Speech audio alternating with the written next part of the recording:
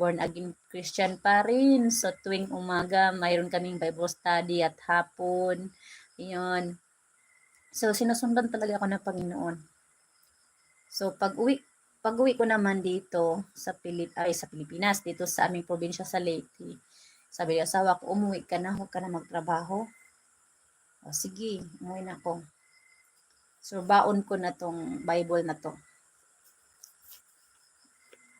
At swerte naman, nagkataon na nag-COVID. So pagdating ko dito sa probinsya, nag-business ako ng yung namuhunan po ako, nagtinda ako ng mga damit, mga tsinelas, ganun yung sideline ko para may kita lang ako.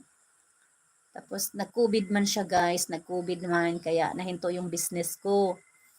Kaya sabi ko na sa asawa ko, kasi yung asawa ko sa barangay namin, kapitan siya.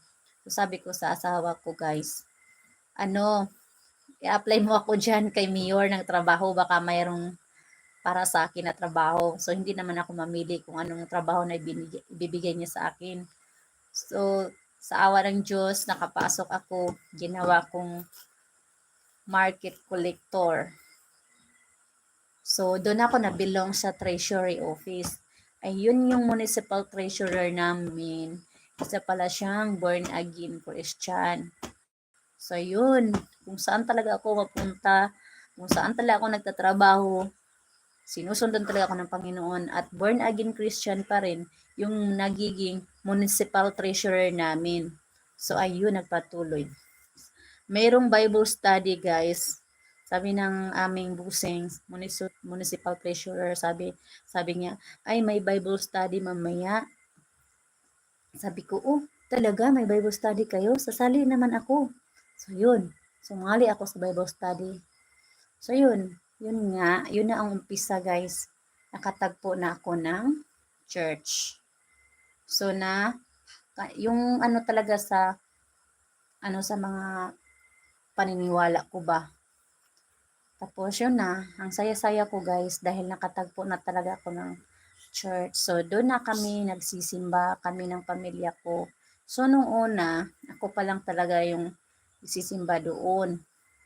Hinihatid lang ako sa asawa ko doon sa simbahan. Sabi na, kasi 'di ba Roman Catholic sila, tapos yun ang nalakihan natin. Pero kahit patuloy akong nagdasal na sana darating ang panahon na kami ng lahat magsimba. So ayun, lagi akong nagdarasal. Yun nga, nung una, hinahatid lang niya ako doon sa church pag nagsimba ako. Sabi niya, hayaan niyo yung mama niyo. Kung saan siya, kung asa siya magsimba. Ganun, sabi ng asawa ko. Tapos, yun, patuloy lang ako. Hanggang sa ngayon, yan, kami ng lahat. So, nagsisimba na kami doon sa Hope of the City Church. Yun ang church namin. So, nagpabaptize na rin ako, mga 2 taon na yata nakalipas o 3. 3 taon na nakalipas, nagpabaptize na ako. So, ako pa lang ang nagpabautismo. Dahil yung mga anak ko at yung asawa ko, hindi pa siya nakapag-desisyon. So, yung bunso ko, next year, kasi na siya, 11 years old. Tama-tama na magpabautismo na siya. So, yun guys, yun yung kwento kung bakit naging born again Christian po ako. So, nabuksan ang isip at puso ko sa katotohanan. 'Di ba sabi, ang katotohanan ang magpapalaya sa atin. Uy! Katotohanan guys ang magpapalaya sa atin. So, matagpuan natin yung katotohanan dito.